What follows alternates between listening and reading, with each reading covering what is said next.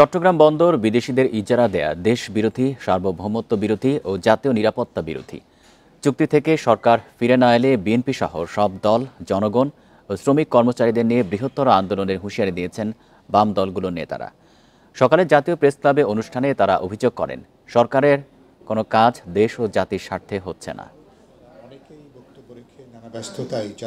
অস্বচ্ছ প্রক্রিয়ায় তাড়াহুড়ো করে কন্টেইনার টার্মিনাল চুক্তি বিষয়ে মঙ্গলবার সকালে জাতীয় প্রেস ক্লাবে মতবিনিময় ও পরামর্শ সভা আয়োজন করে বিপ্লবী ওয়ার্কার্স পার্টি।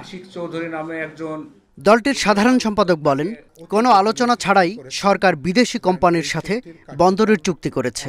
স্বাধীনতা, সার্বভৌমত্ব ও জাতীয় নিরাপত্তা বিরোধী চুক্তি বাতিলের দাবিদার দেন কঠোর আন্দোলনের হুঁশিয়ারিও।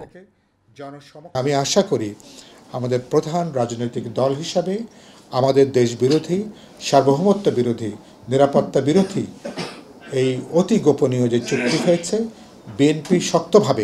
বিএনপি তার প্রতিবাদ করবেন এবং জনগণ, শ্রমিক কর্মচারী সহ রাজনৈতিক দলগুলোর সাথে মিলে প্রয়োজন বোধে সরকার যদি সিধা পথে না হাঁটে, তাহলে প্রয়োজন বোধে আগামী অল্প দিনের মধ্যেই হয়তো আমাদেরকে বৃহত্তর কোনো কর্মসূচি ঘোষণা করতে হবে। গণফোরামের ভারপ্রাপ্ত সভাপতি বলেন, বন্দর চুক্তি সহ বিভিন্ন কর্মকাণ্ডে মনে হচ্ছে সরকার সবকিছু লণ্ডভণ্ড করে দিচ্ছে।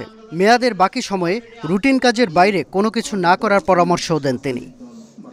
রুটিন ওয়ার্কের বাইরে কোনো কাজ করবেন না আগামী ফেব্রুয়ারি মাস পর্যন্ত। যদি করেন তাহলে ইন্টারিম গভর্নমেন্টের যে অবয়ব, সেই অবয়বটাকে আপনারা নষ্ট করে দিয়ে যাবেন না। গোপনীয়তার সাথে করা চুক্তির কমিশন কে পেয়েছেন সে প্রশ্ন রাখেন বাসদের সাধারণ সম্পাদক। বলেন, অন্তর্বর্তী সরকার যতদিন থাকবে ততদিন কোনো বিনিয়োগ আসবে না। আপনিও যদি এখতিয়ার বহির্ভূত কাজ করতে যান, তাহলে আপনার কিন্তু পালানোর কোনো সুযোগ থাকবে না। এইটা আমরা এখান থেকে হুঁশিয়ার করে দিতে চাই। ভূ রাজনৈতিক বিষয়টা এখানে খুবই গুরুত্বপূর্ণ। চট্টগ্রাম বন্দর, আবার ওই যে করিডোর দেওয়ার আলোচনা, ডিফেন্স যে ইকোনমিক জোন, সেটা করার, অস্ত্র কারখানা করার পরিকল্পনা, এবং স্টারলিংক আকাশ স্যাটেলাইট দিয়ে দিছে যে স্টারলিংকে। এগুলোর মাধ্যমে আমাদের যে জাতীয় স্বাধীনতা, সার্বভৌমত্ব, নিরাপত্তা চরম হুমকির মধ্যে ফেলে দিছে এই অন্তর্বর্তীকালীন সরকার।